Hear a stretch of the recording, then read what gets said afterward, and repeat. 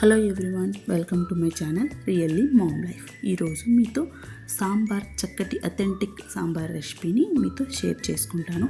అలాగే ఈ సాంబార్ ప్రిపేర్ చేస్తూనే ఈ సాంబార్ అనేది మొట్టమొదటిగా ఎక్కడ ప్రిపేర్ చేశారు, ఎలా పుట్టింది అనే ఒక చిన్న స్టోరీ మీతో షేర్ చేసుకుంటాను. పూర్తిగా చూడండి తప్పకుండా.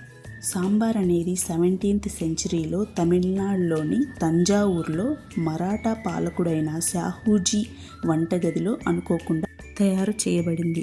తంజావూరును పాలించిన మరాఠా రాజు షాహూజీ ఛత్రపతి శివాజీ మహారాజు కుమారుడు సంభాజీ కోసం ఈ వంటకాన్ని తయారు చేయగా అలా ప్రిపేర్ చేశారంట.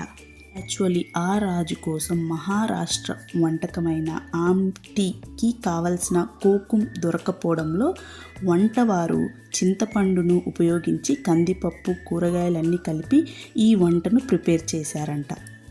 సంభాజీ మహారాజ్ జ్ఞాపకార్థం ఈ వంటకానికి సాంబార్ అని పేరు వచ్చిందని అంటారు.